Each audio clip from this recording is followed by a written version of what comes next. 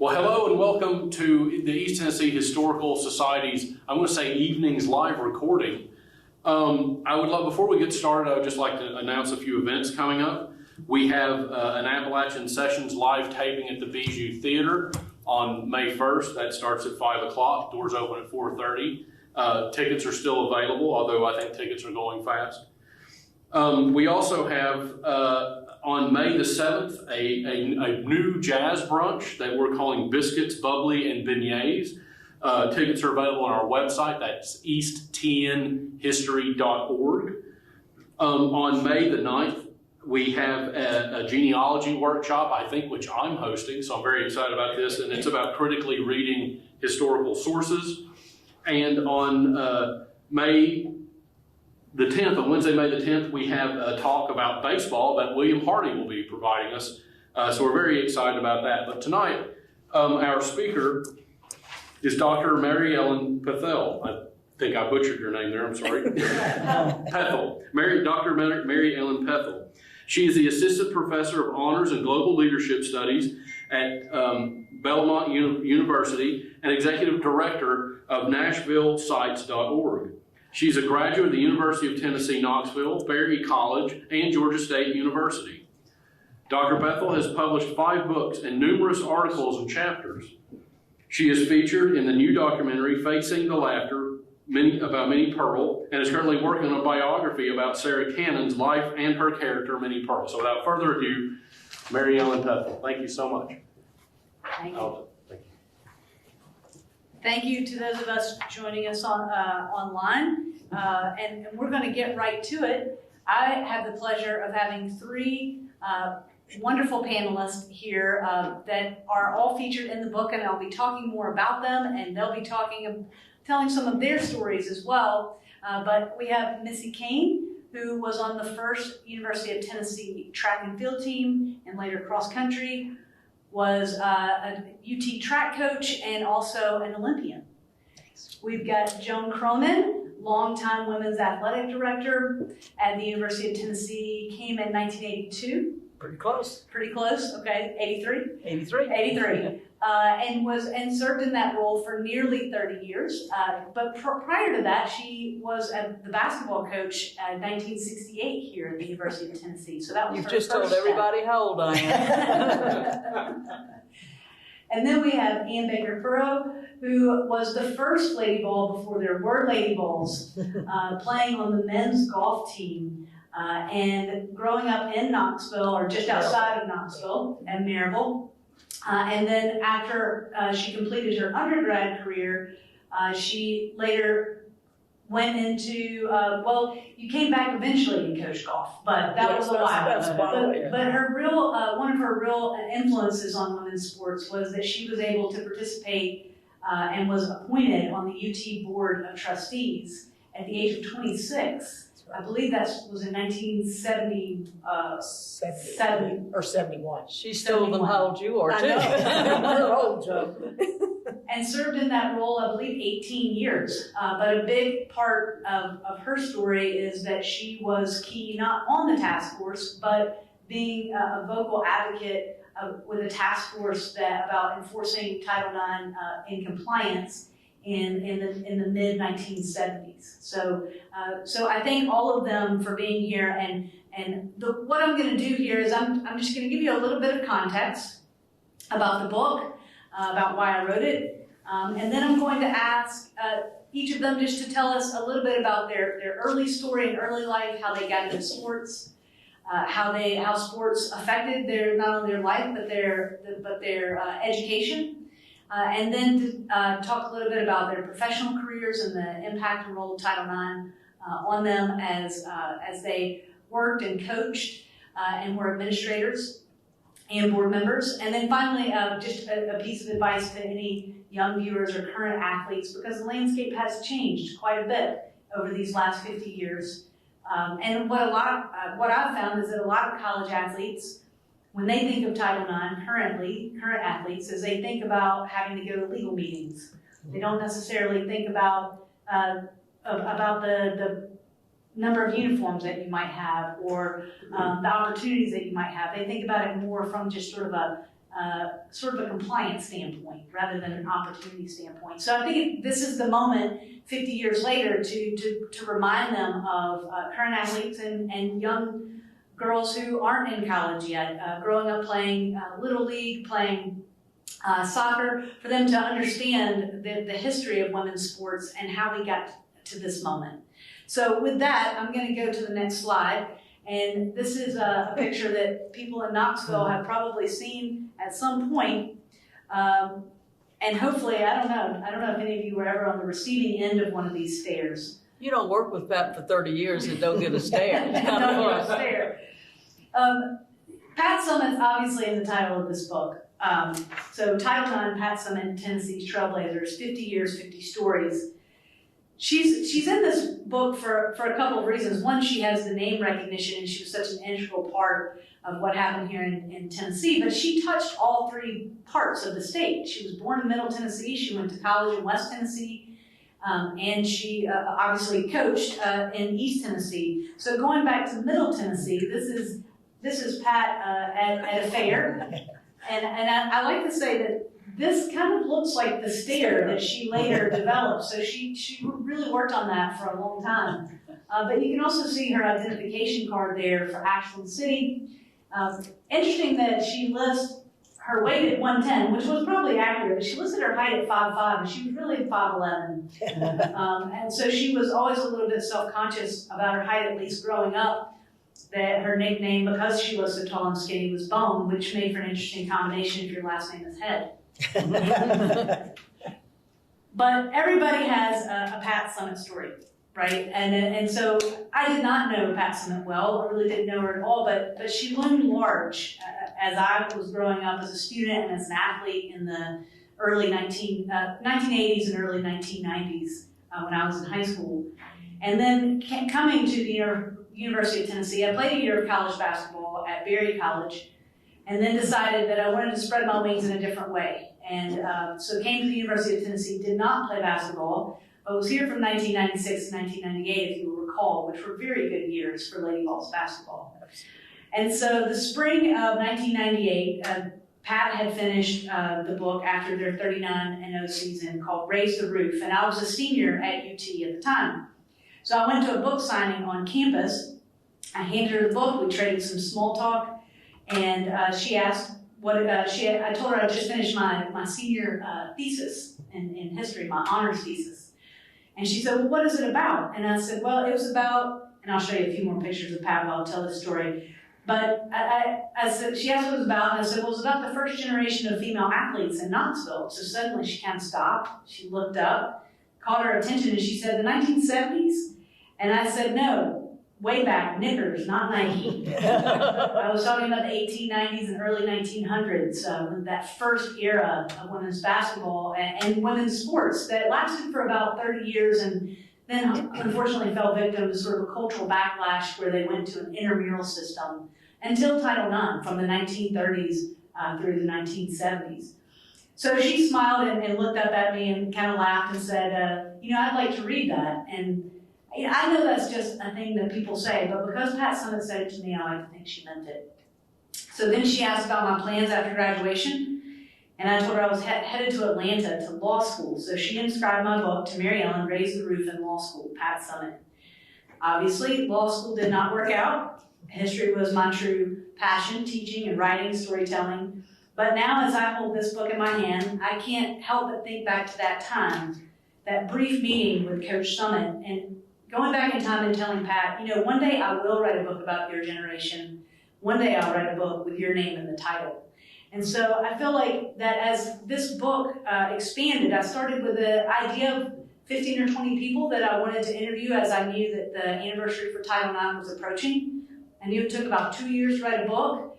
This was an idea I had during COVID. And called University of Tennessee Press. They gave me the green light, and so I started interviewing people, and it became an organic process from there because I didn't know everybody that should be in the book. And so as I would talk to people, they'd say, well, you really need to talk to so-and-so, or have you included or interviewed this person or that person? And it just grew from there. Joan, I think, added at least 7 or 8 chapters to this book. So that's how it grew. And then once I got to 40, then my competitive spirit kicked in. I was like, well, now I got to get to 50 for 50 years. But the way that the books outline is that each chapter stands alone. They're short, they're narrative, they're conversational, and they're thematic. So they're generally between, I'd say, 6 and 9 pages. And then there are some that aren't full chapters, but rather more vignettes that are people that either there wasn't quite enough source material that I could get, or that I didn't want to be too heavy-handed with a particular sport or a particular school, but I wanted to still include them and have them in the book. So 35 chapters, 15 vignettes equals 50. So speaking of 50, Title IX, as we know, as many of you know, is just celebrated its 50th anniversary. It's only 37 words. It is 9 pages from the back of a 150-page legal document. That was the Educational Amendments of 1972. So you tell me how many people are going to really pick out these 37 words, 9 pages from the end of a legal document, legal political document. And as you might know, and as you can see these words here, but the words gender, women, sports, athletics, not in Title IX. And so why then did women's sports become the most obvious and visible outgrowth of Title IX? So brief context here, I told you that it was part of the Educational Amendments in 1972. I think this is important to note that it passed overwhelmingly in a bipartisan fashion in both the U.S. House and the Senate. It was signed by President Nixon in June of that year.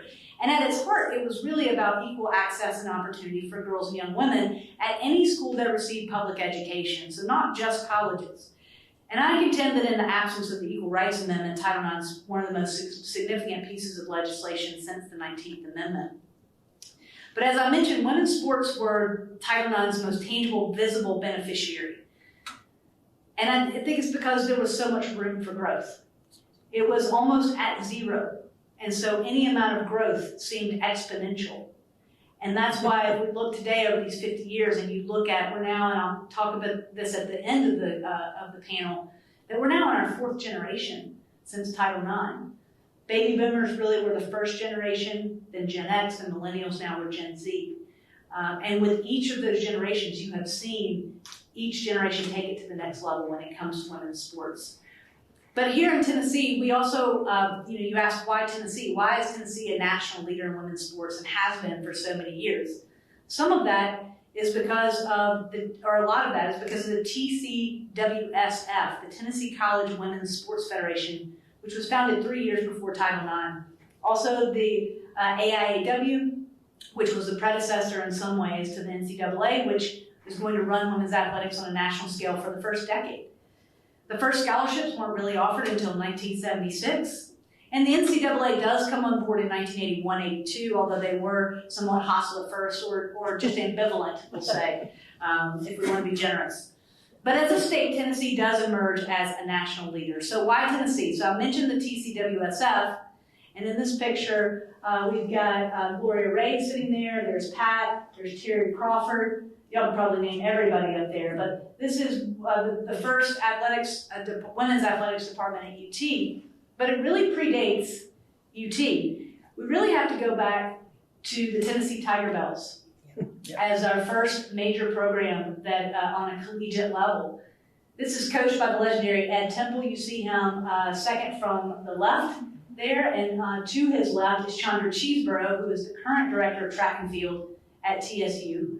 And she has a chapter in the book because she was a Tiger Bell and then later came back to coach. The Tiger Bells won an Olympic medal in every Olympics from 1952 to 1984. Most famous probably being Wilma Rudolph, who you see on the left here, far left of the left photo. But it's just incredible. It's still the most successful track program to date. And Ed Temple is that legendary coach who just made it happen. So they're really the first. But alongside them, you have another organization that I think we have to give credit to, and that's the National Business College. And this is sort of the league of your own era, literally wearing the satin uniforms. And they were part of the AAU, which we think about differently. We think about the AAU as being something that a lot of high school kids do in their off season or in the summers. But at that time, the AAU was a semi-collegiate, semi-pro league, and the National Business College was the best for many, many years. It almost doubled as a Team USA. And in fact, at I believe it was the World University Games, the majority of the team was made up of National Business College players. Olympics actually didn't have women's basketball until 1976. But you had some of these other international competitions that did include them. The best player is the one on the far left. That's Nira White, who was the first woman to be inducted into the Naismith Hall of Fame in the 1990s. And so before I turn it over to the panel, I do have to just introduce a couple of other people that were instrumental in this process, especially in the early days. This is a picture of Betty Giles, who is the living matriarch of women's sports in Tennessee. There was another woman named Elma Roan from Memphis, University of Memphis, at that time Memphis State, who since passed away. But Betty Giles is 94 years young. She has done probably 6 or 7 panels with me, and everybody wants her to sign their book. And she was one of the co-founders of that TCWSF, the Tennessee College Women's Sports Federation, along with Ellen Roan, and was its first president. Again, in 1969, rolling that out 3 years. So why Tennessee is, you have Tiger Bells, you get National Business College, but you also have a statewide infrastructure in place 3 years ahead of most states. So that when Title IX is passed and as it ramps up, you've already got that infrastructure in place. So it began the TCWSF in 1966. When Betty Giles and PE teachers at a conference got together and said, hey, are the girls driving you crazy to play? Because at that time, all they had were field days or play days. No interscholastic or intercollegiate competition. And they all said yes. And Betty will tell you, and I was on a panel with Len as well, that Len Dunn was the biggest pain for Betty. I can agree with that. And she actually didn't have the opportunity to play. She graduated the spring before the TCWSF launched in that next fall. But I'll tell you who got to benefit from Len Dunn being willing to rock that boat, and that's Pat Summitt. I say that in large part, Pat Summitt doesn't become Pat Summitt if she's not able to play at UT Martin and if the TCWSF had not been established. It had been in existence 1 year when she came in as a freshman and had a chance to compete and then ultimately be on an Olympic team. So there's Pat in college, there's Len, when she does spend a career coaching, of course.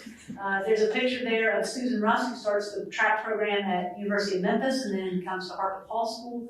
And then Betty Booker Park's one of the best early players in the state. Middle Tennessee, we've got Marinelle Metters to the far left, who is a Nashville girl, but then goes to MTSU, plays for Sue Gunner, and then goes and starts the program at Tennessee Tech. She retired from the Atlanta Dream with the WNBA. Betty Wiseman from Belmont, who is still a living legend there. They call her Belmont Betty. And Dr. Diane Murphy, who was on one of the first Tennessee Tech teams and played with Kelly Harper's mom. I mentioned Chandra Cheeseborough. Here she is. I would not mess with her. She could outrun most of the boys in high school still. And that's her with her medals after 1984. She would have had a lot more medals had we not boycotted in 1980. As would the woman on the right, who's Tracy Coffin-Stockwell. Tracy was the favorite to win probably 6 or 7 medals at the 1980 Olympics that were boycotted. But both of these women came back and won medals in 1984, multiple gold medals. And that brings us to East Tennessee and the women that we have on this panel. But a few that aren't here that I wanted to highlight.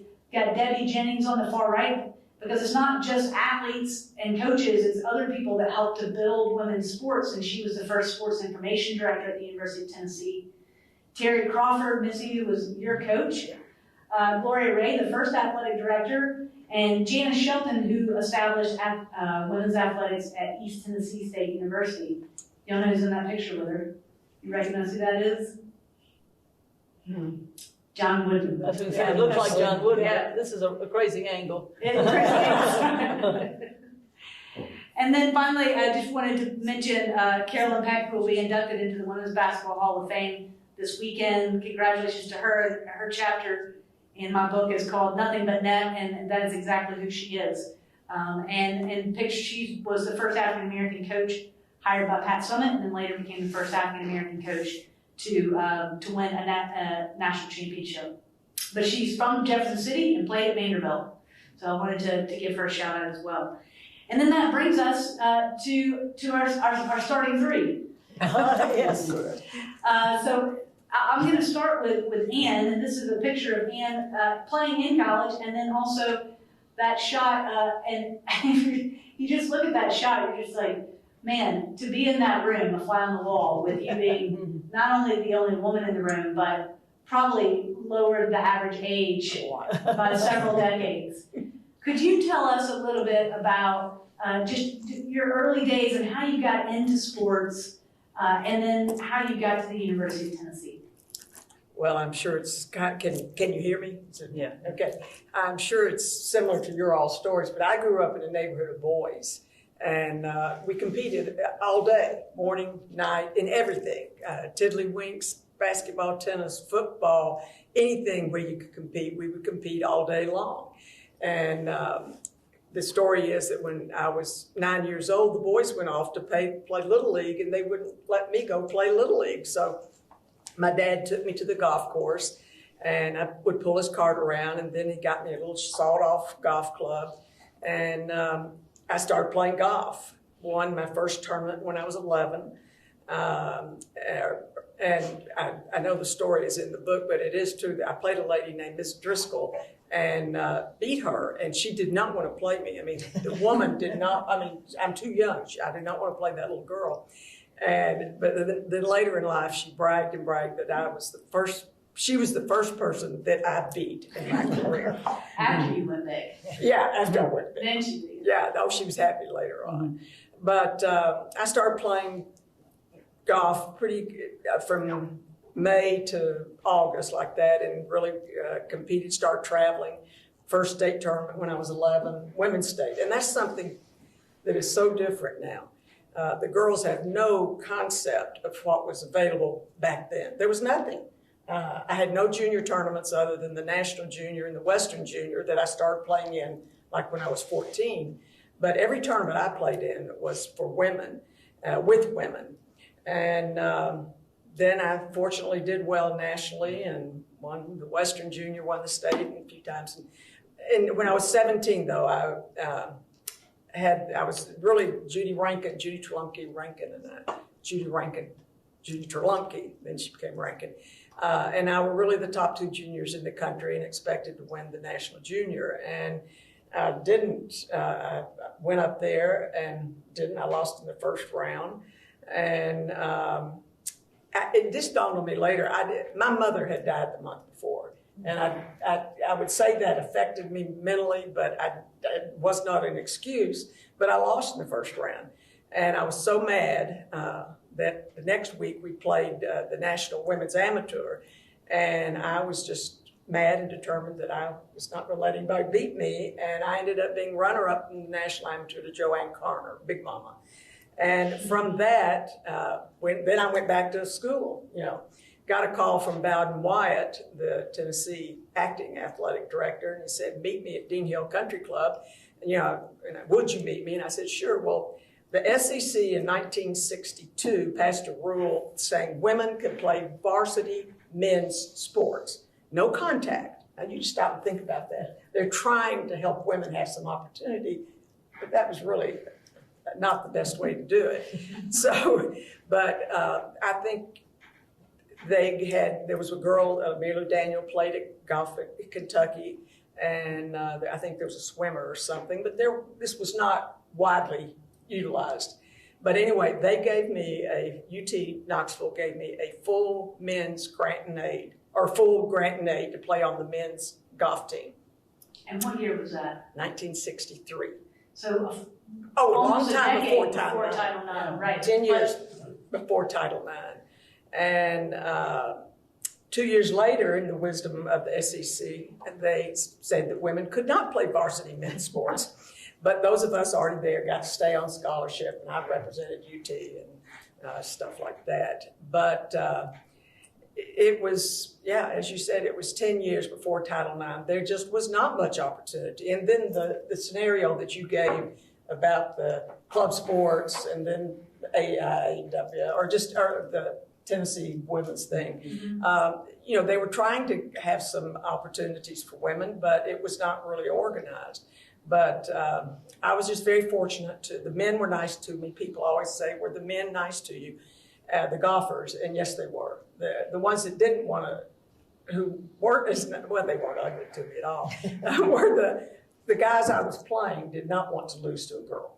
So that was the difference. And I had no advantage. I had to play from the men's tees. It was, you know, it was just not a well thought out decision to offer girls the opportunity to play with men. It was almost more of an experimentation. Yes. But you were the first lady ball. Yeah. Scholarship Yeah. athlete. And as you said, when I interviewed you, I had to have you explain grant. It's grant in aid. Grant in aid. Because it's effectively a scholarship. It's just packaged a little bit differently. But I mean, you got paid to go to college. No, it was a full. It was I mean, a full it was a full scholarship. scholarship. Yeah. It was for it paid everything: food, room, and I got $15 a month for laundry money. And you're talking about what it's like now out there, the NIL and all that. Oh my goodness! But that's what every man on scholarship got. That was it. That grant and aid. Yeah, grant and aid, and they gave. And the scholarships today are still actually grant and aids. Are they? Yeah. Okay. That's great. That's great to know. But I knew I didn't want to be a pro. That's a tough life. And I was very active on campus. You could not do what I did now, because when you're a Division I athlete, you have to be so committed, and it takes so much of your time year round, not just, but I wouldn't touch a club from August. Well, no, that's not true. When I was playing on the team, I did. But you could not do, you know, the way I did. And I got very active in school, on campus, and in student government and sororities and stuff. And, It was a different time for athletics. Well- and especially any women playing sports too. It was sort of the side job, not the main job. right. But anyway, I fortunately met my husband. He had founded Phi Delta Theta fraternity at UT, and then 4 years later, I was sweetheart of Phi Delta. And he came back after service, and we had our first date, and I said, that's who I'm going to marry. So anyway, I graduated early, and it started a life. He was in law school and started a life in Knoxville. And then one day when I was 26, I got a call. I can tell you the whole story, but it was really a funny story. That's the picture. That's the story behind the picture. The on the story right. behind that picture. Uh-huh. I was 26 years old. I was lying in bed, and Sam came in with the morning paper, and he flipped it up and said, look, you're not going to believe this. It says you're going to be appointed to the Board of Trustees of UT. And I went, really? I mean, I had no idea. Weren't you pregnant at the time? I was pregnant, yes. And So you're about to be a new mother. yeah, And that's the news you get. yeah. And got a call from Winfield that afternoon. He said, would I like to do it? And I said, absolutely, I'd love to do it. And when you're in school, what you hear is the old men that smoke cigars. Mm-hmm.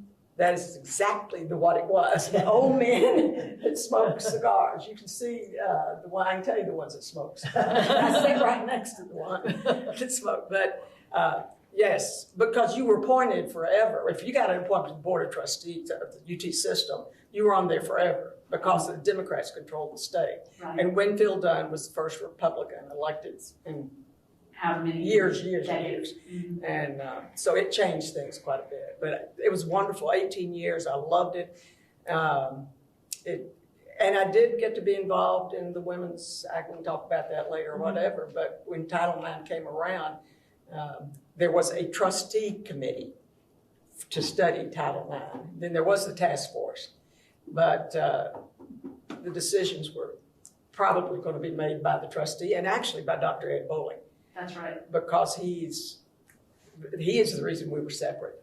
Well, and that's after the passage of Title IX that a lot of the task force for sure is formed. Yes. And it's because UT was not first out of the gate. No, we were slow and kept saying, After Title IX. we need to do something. Which is, and so let's do come back to that, which is why we've got Missy Kane here, who is running at UT. And while the team is competitive, there are no scholarships.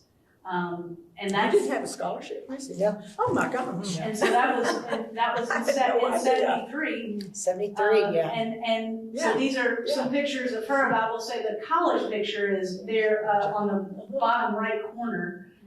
And her daughter's on the left, just to show a little family resemblance there.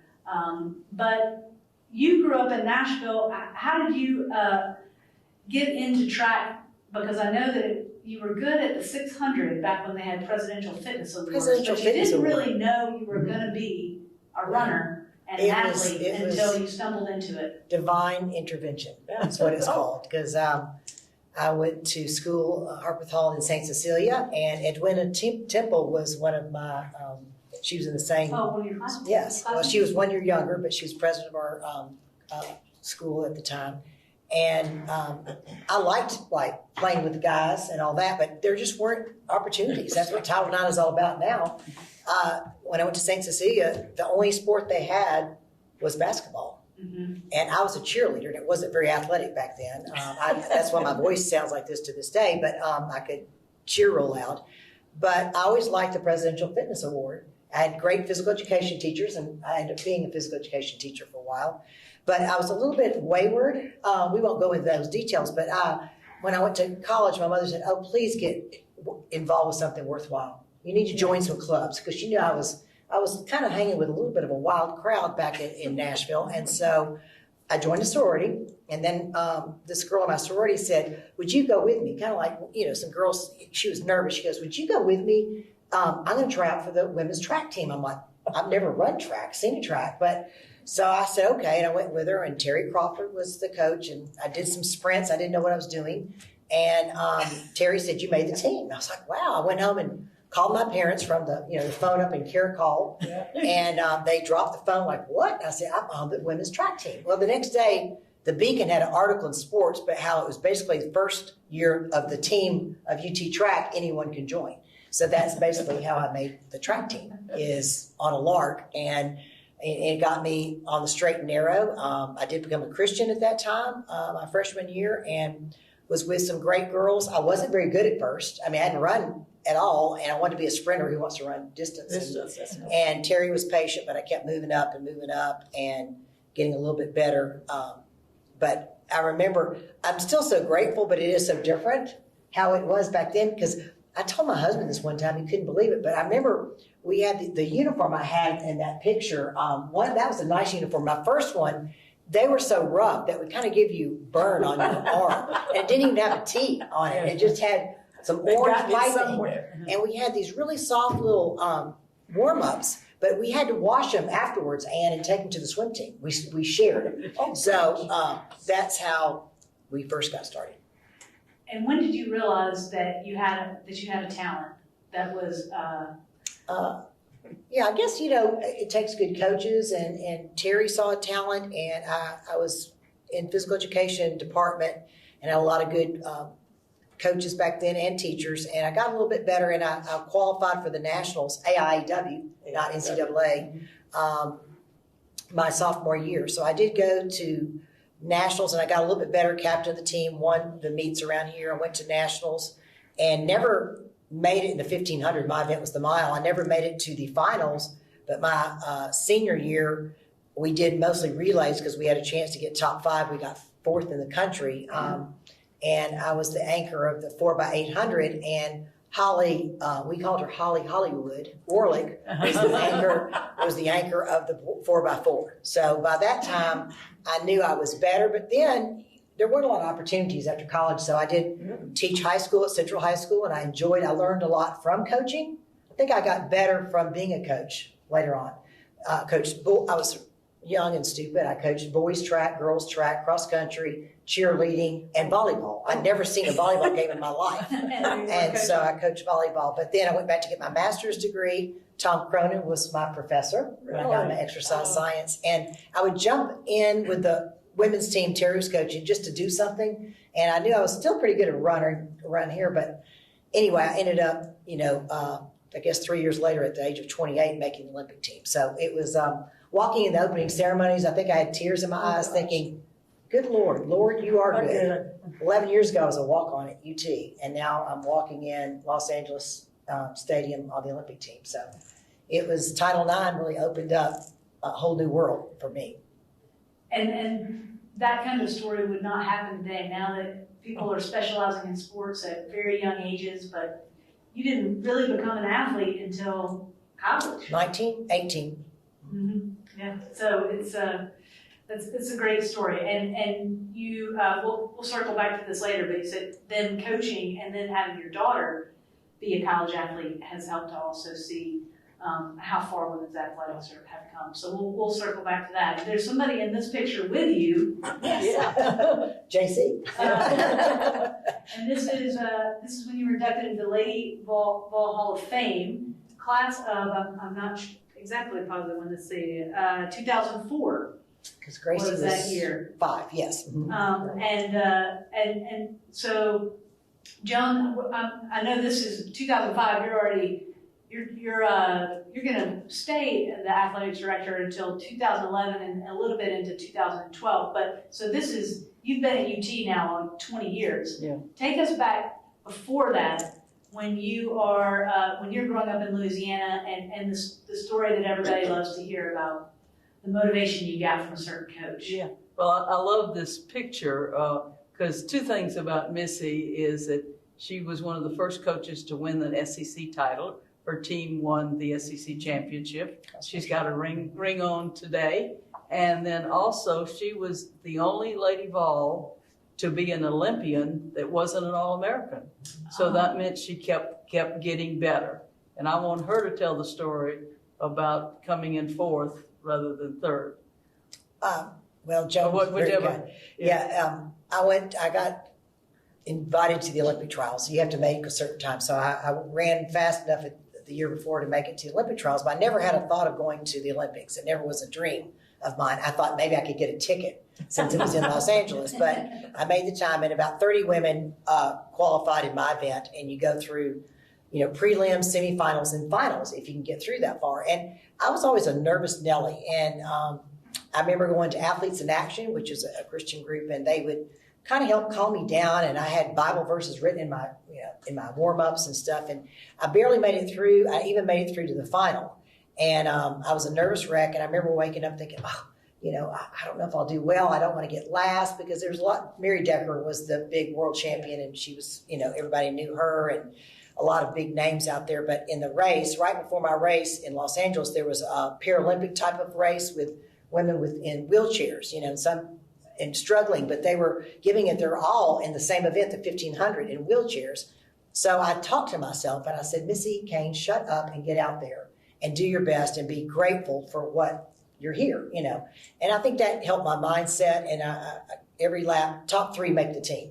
So every lap I was picking off a few people, but I was like 7th and 8th with about 2 laps to go. 1 lap to go, I was in 6th place. And all of a sudden, I passed a couple of girls that were supposed to make the team. And I was way off the first, but I said, if I dig down deep, and I thought of the verse, I fought the good fight, I finished the race, I've kept the faith. And 2 Timothy 4, 7, and 8. And I thought, if I give it my all, I can at least get a couple more seconds out. Just do your best. I passed 2 girls right at the finish line and came in 4th. And it was by far my best time, 4:06, which is 4:25 for the mile. In college, I barely broke 5 minutes. I was like 4:55. But I was grateful. And even though I was the alternate, I was just grateful that I'd given my all for that race. So many times I would not do that, but for that one I did. But I get back to Knoxville, and about a couple days later, I get a call, said, is this Missy Kane? I said, yes. They said, well, congratulations. You're on the Olympic team. Mary Decker has decided just to do the 3,000 meter and not the 1,500. So, I tell that story, thank you, Joan, to kids that you never know what can happen. You never know. Don't give up just because you're not in the papers or you're not best on your team. You never know what can happen. So that's also, you really must, I don't know if you read the top of the slide, but that hers says, I finished the race, but it's from that Bible verse that you wrote down before that race. And that was such an incredible story. And for the Olympic junkies out there, the people who really love Olympics history, I also tell in the chapter a moment that really impacted me, because Mary Decker chose to not do the 1500 instead, she chose to do the 3000. And then at the Olympics, that was the race in the 3000 where she was tripped, Zola Budd, and made one of the most iconic and agonizing photos in sports history. So it's just, I don't know, the connections and the hard work pays off. Yeah, So, and Pat Summitt was, she was on, out there in Los Angeles too. I was Right. too. Yes, right. Joan I was was too, too, yes. So right, because that's 84. Mhm. So she was coaching the Olympic team there. So So Joan's been involved with so many people's lives, Lady Vols and other athletes from other colleges, and just seeing what athletics can help you, not just on the field, but in life. And she finished strong, and then she also came and really set a tone for our track and field team, which has been one of the strongest. And I'm sitting here by Ellen Furrow, which is exciting to me because she was responsible, one of the people that was very responsible in me being hired at Tennessee and me wanting to come to Tennessee. So I thought that was exciting. So Marilyn, it's great to be here. I want to comment on your history of Title IX and your synopsis to start this seminar. If our audience missed the first, they need to go back and listen to it, because it's one of the best scenarios of Title IX and the impact. So thank you for doing that. And I remember the day you called me and introduced yourself and said, I want to write this book. And we started talking about Tennessee and the impact. And, you know, when you think about 50 years and 50 stories, you could have easily done 100. Because they're that, you know, Tennessee had that much impact locally and nationally. When I see Wilma Rudolph, I did a speech the other day that was talking about Wilma Rudolph and Pat Summitt and comparing them. And most of our audience probably don't know both of them came from Clarksville. They both have statues in the city park. And they have statues right there. So, but thank you for that, and thank you for writing this book, because every time I pick it up and there's somebody else in there that had a huge impact. And you not only covered the superstars, but you covered the people behind the scenes that really, you know, I think about Janice Shelton. Janice Shelton, East Tennessee State, was one of the best athletic directors I've ever worked with. And, you know, she doesn't get the headlines, and I just appreciate you doing this and having this impact. You might have told me Janice Shelton. No, Janice Shelton is a great example. Somebody else like Lucia Jones, who's at UT Martin, who started their badminton and volleyball program, but also was a referee. It's just the stories just came to the top as soon as the network started to open up. And I want to thank you too, because I joked in some of my other panels that I was chugging right along, and that once I talked to you, and you helped me see some other names, add some more names to my list. And so a couple of days later, probably because y'all were on Eastern times, you were an hour ahead of me. So my alarm had just gone off, and all of a sudden my phone just started blowing up. And Joan was just sending me contacts. And so I took those and ran with them. And being able to say, Joan Cronan gave me your information, is what opened a lot of doors for me. And so I say in my acknowledgments, Joan gets a special shout out that you served as sort of not only a guiding light, but a consultant really for this book, and that you were always willing to pick up the phone or shoot me a text, and you told me once, never underestimate the power of a cold call. Yes. And I never have, but now I'm really not afraid. Great. Because that's what you get. And your chapter is titled "Good for the Game," because that's what you are. You're good for the game, not just basketball, but for all of women's sports. Well, thank you. I tell people I didn't have a career. I had a journey, and I'm so thankful for that journey. And it really started, like Missy and Ann, growing up playing games and playing ball. And, you know, I grew up in South Louisiana, and our house connected to City Park.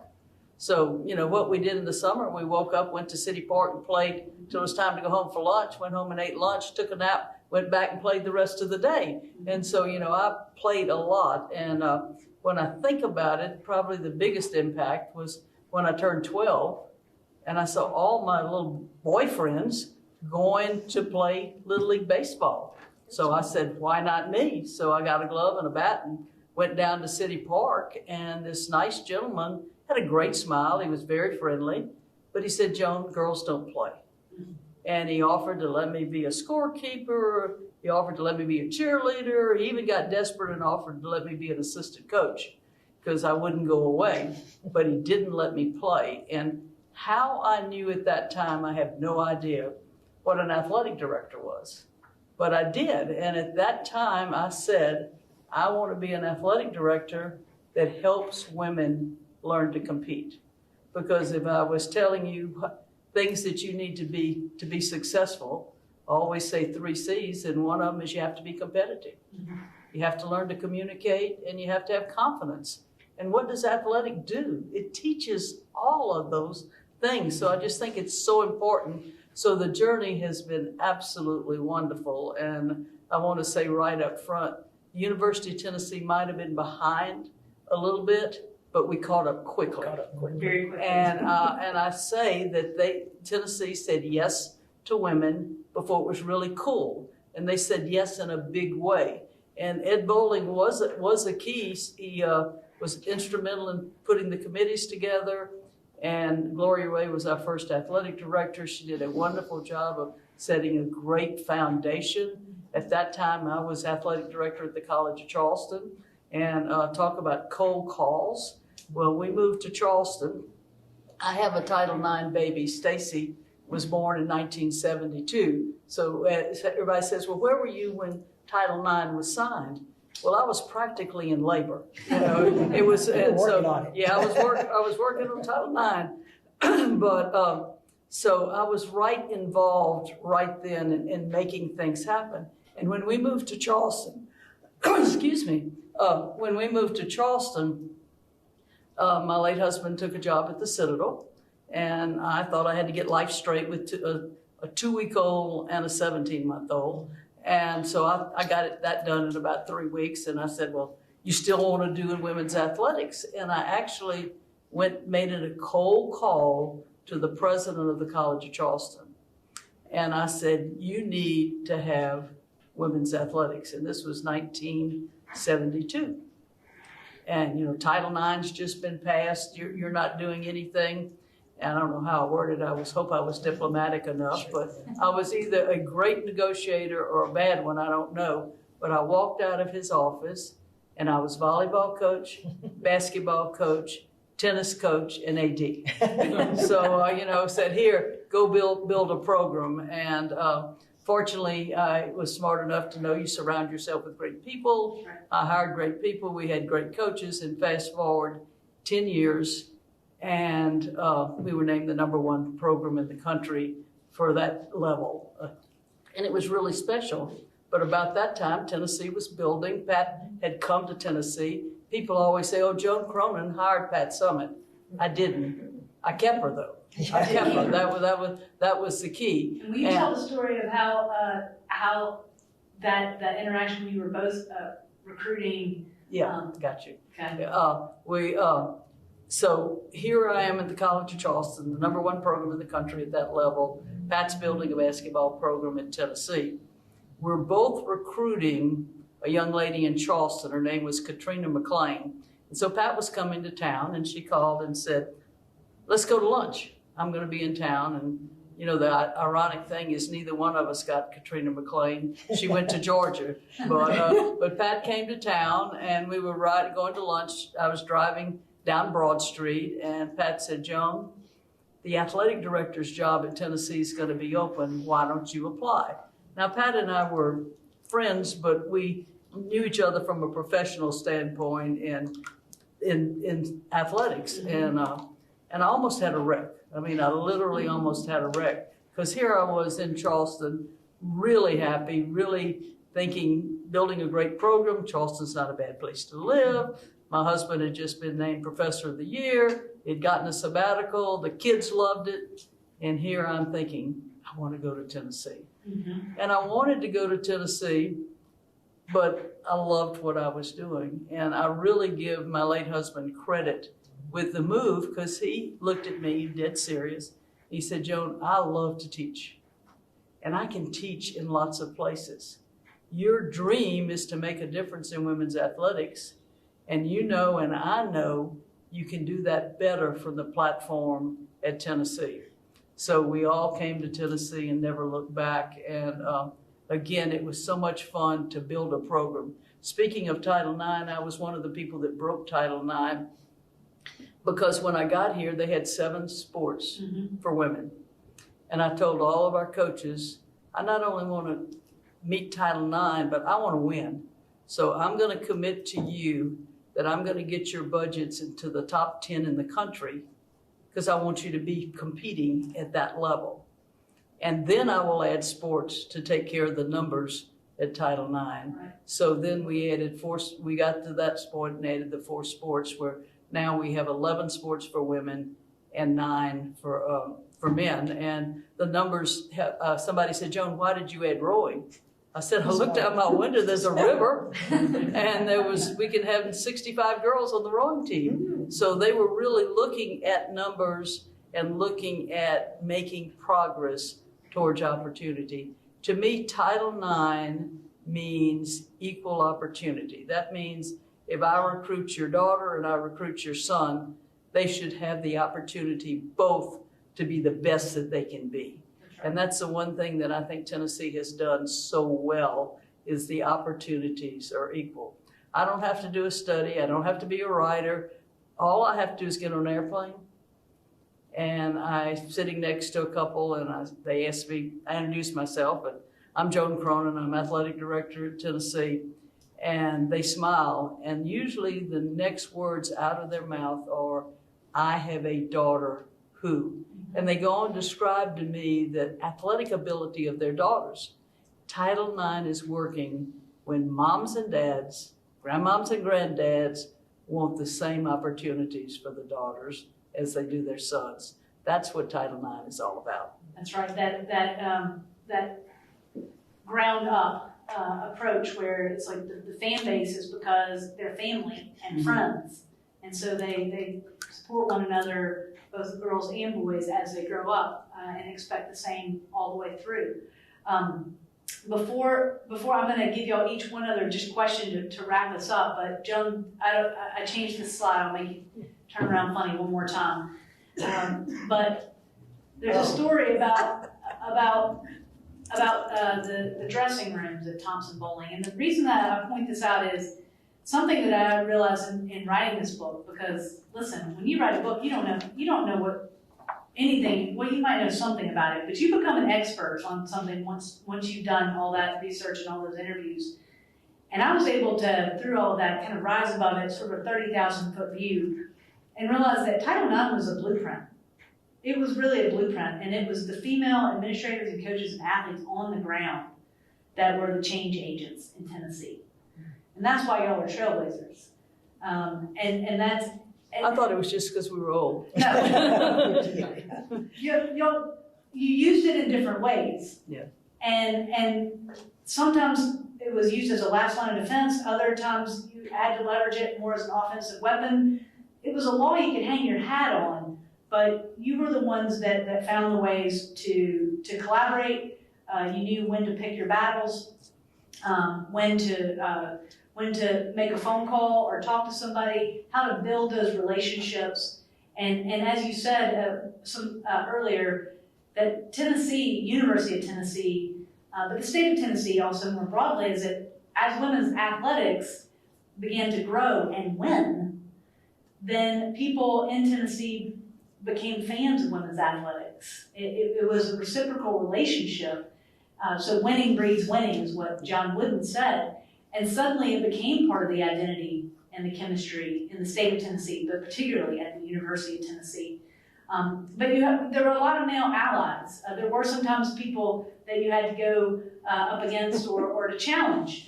But Joan, the story that if you don't mind, I'll have you tell is about the importance of building relationships and community as you're trying to grow anything, whether it's women's sports or something else. Well, I start off with the idea is I want them to be on my team.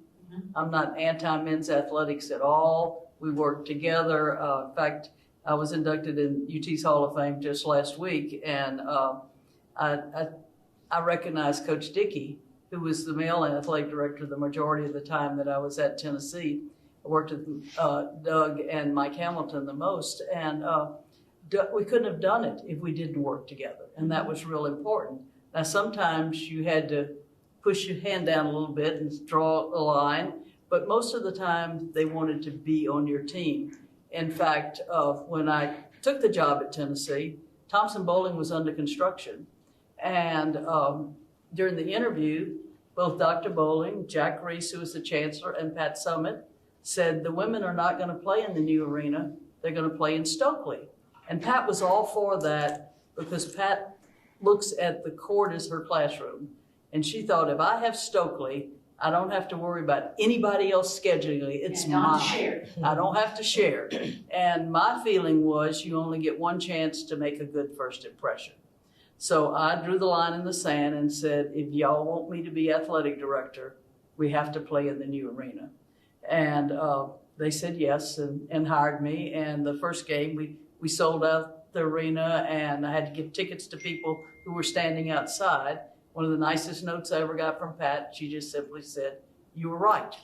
And so they really didn't have locker rooms built in because women weren't going to play. So we took over a visiting locker room, and then as we went along, the men had gotten a bigger locker room, so we needed the equal opportunity. And I can remember walking into the office one day, and somebody came in the office and said, this associate athletic director said, you were going to get that next locker room over his dead body. And we were going to take over another visiting locker room. And it made sense to me. We didn't need it 99% of the time. And so I thought, So I could have done a lot of things. I could have run up to the president's office and said, you have to give us a locker room. We're violating Title IX. But I didn't do that. I simply picked up the phone immediately, and I called this particular athletic director, and I said, when am I going to your funeral?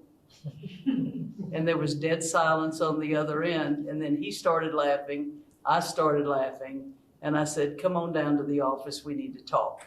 And so we talked, and we got the locker room, and life went on, and so that was good. But I sometimes think you need to use humor, but I don't like to just threat the law. I wanted to use it. It was nice to have the law there, but I wanted to do it because it was right. And in a way that everybody can get on board and be part of the larger community, because it's a larger athletics community. So as we're wrapping up and thinking about final thoughts, but we know that we started you helped to start the golf program. So you came back. In a different form for the Lady Vols, and you and Joan, that was part of your effort. What role did you play in that, and with the Coach Furrow? Yes, and with the clubhouse also. Well, being on the board of trustees, you're also the trustee of Chattanooga. You see Memphis. I saw these other state schools, and they would basically get some volunteer in the community and tell her, go coach the golf team. So I said, Joan, we will not start a golf team until we can do it right. And our son went off to college in 1991, was going off. And so I think in 1990, I told Joan, I said, Joan, I'll give you a couple of years of my life. Let's go start the golf team and do it right. And we did raise $2 million to endow the team. We did very well. I talked to a coach at a men's tournament. I said, if we really give it, what should we expect? And he said, well, maybe within 5 years you could, or 3 years you could be the top 15, 5 years. Anyway, we set our goal to be a top team immediately. And we did make that. We were in the top 5 in our 5th year. Wow. Yeah.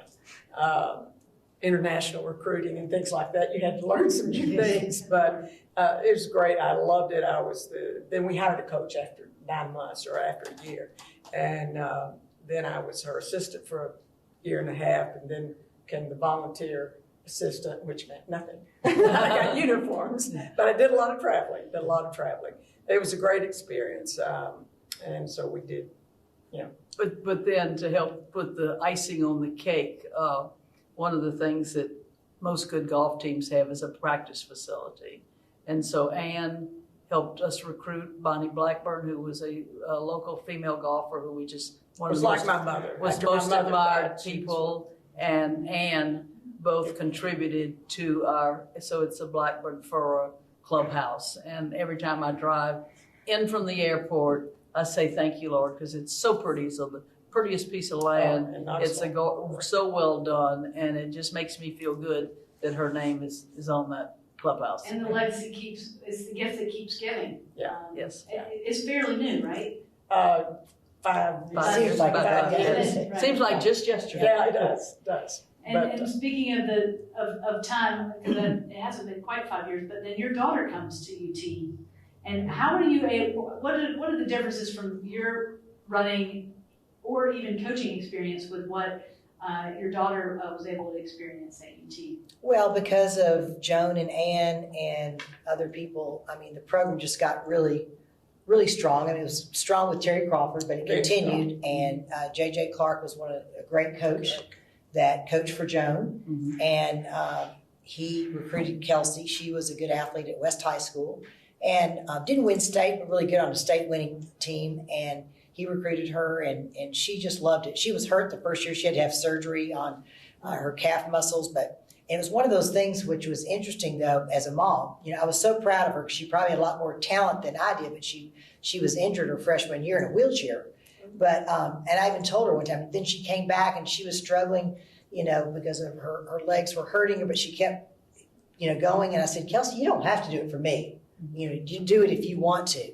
Well, she just loved the team concept at that point, loved the girls on the team, loved her coach, and she kept going, and she went to SECs, and she got a couple of awards like the most outstanding cross-country runner her junior and senior year for Tennessee. But the neat thing about it is it wasn't just about the winning. It was now, she's 32 with 2 children, her best friends. She just went to Franklin to see one of her best friends, was Jessie Harrison was her name, was a SEC champ, I think, in the hammer throw. But to this day, she keeps up with all of her Lady Ball friends and goes to their weddings, been in all their weddings. So it's just a group, and they're all very successful women. And I will say that, I think the Title IX not only helped us be good athletes, but I know I became such a better scholar. Doors opened for me in television. I ended up working television and got to go overseas and work for NBC some. And the girls I coached, Patty Wiegand was one of the top athletes, national champion 3,000 meter, Jasmine Jones She was Valley. runner-up to the NCAA Woman of the Year. And she's a doctor. I mean, I think Title IX is more than sports, Oh, it is. obviously. And No question. I think it gives you confidence, like Joan said. And I ended up being a cross-country coach, and all the other guys, they were all men I coached with, even if it was women's cross-country. I was the only female. But like Joan, I kind of learned from Joan. I got along with them. I was competitive, but I got along with them fine, because it did give you confidence. And then being the first sports anchor in Tennessee, it was tough, but I was around guys a lot at that point. So I think it was the confidence and seeing some, even my walk-on girls that I coached. I saw one the other day. Not that they were SEC champs, but they were champions because they did the best they could, and they went on and became such good workers, mothers, you name it. I think it's all because of our opportunities that were given. A rising tide lifts all boats. Yes.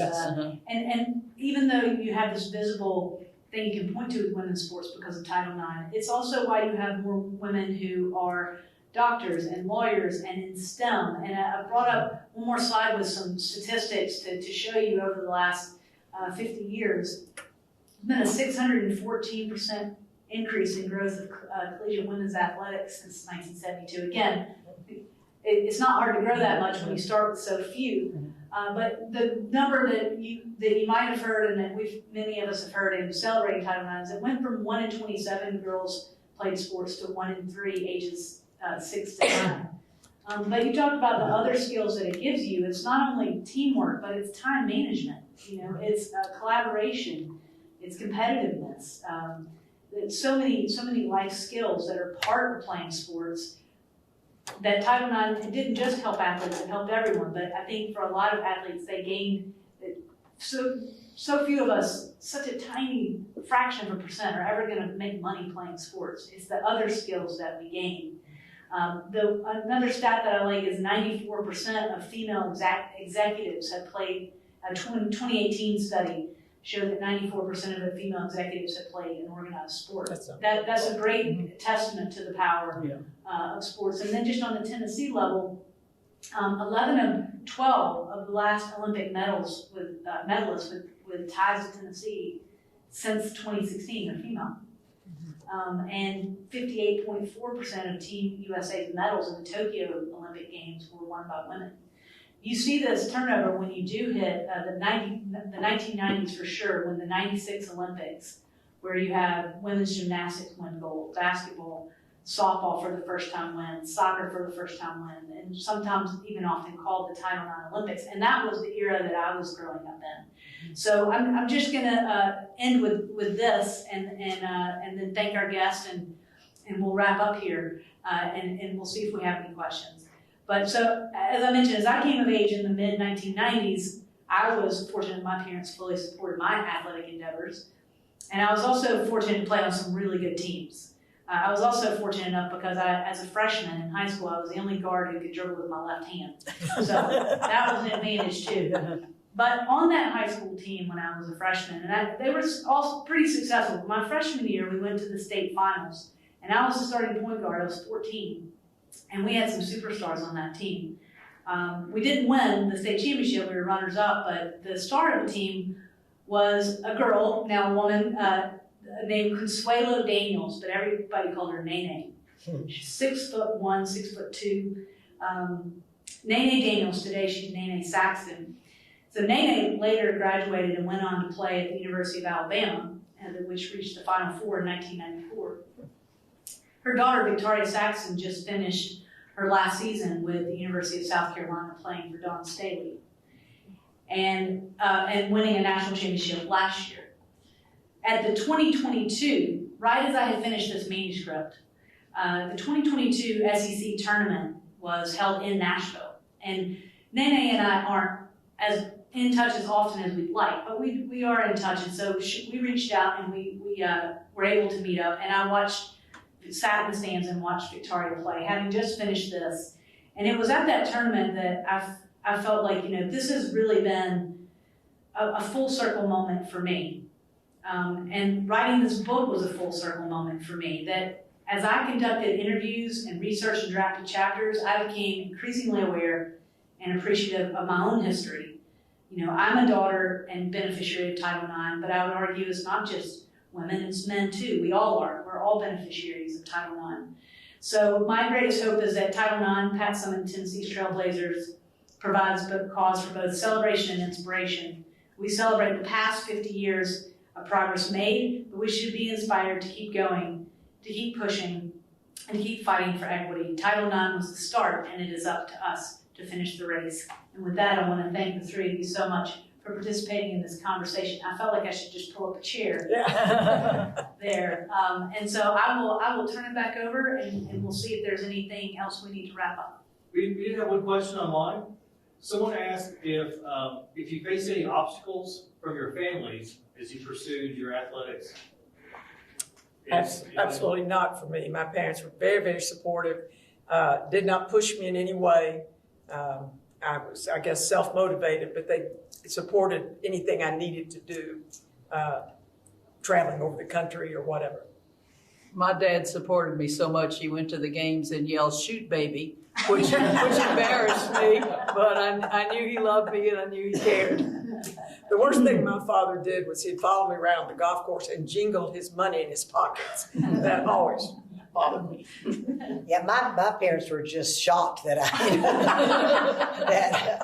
ended up, I think they were very, very proud since I started so late as an athlete that I did well, and really that I hit I always say, track and field got me on track as a person. So they were very supportive. But my dad, he came to a couple of meets. He was a traveling salesperson. He had tears in his eyes at the end. I won some cross-country meet over on Cherokee Boulevard, and he had tears in his eyes. He was so proud of me. He went, honey, don't try so hard, because, coming in with, I was like slob coming in, I was just exhausted. He just was worried. He said, you don't have to try that hard. Anyway, so they were very supportive. And I think because of how it developed me as a person, not just on the track. I think you have to have somebody supportive, whether it's your immediate family or your coach or somebody in the community, but somebody A lot has of to times be it there. is dads that are supportive. I remember I didn't start playing organized sports, I think, until 4th or 5th grade, but I was on a softball team, and my dad was in the stands. I don't remember this, but he said I was playing second base, and there was a ball up the middle, and I dove, laid out for it, caught it, hopped up on my knees and threw the person out at first, and all the dads looked at each other and said, oh. So I think that family support, but also like realizing that you have a special talent and a passion for something is a big part of it too. So it's just not even that it's support for just sports, but just supporting you in general is important.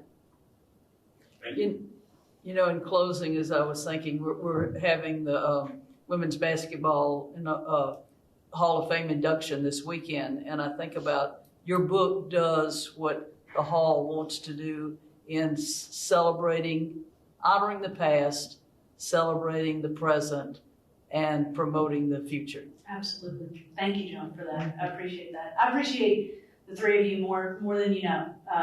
I feel like I've written this book, but I've gained a lot of friends in the process, and I just feel so fortunate. So Thank you. Thank you. Thank you all. We'll find out.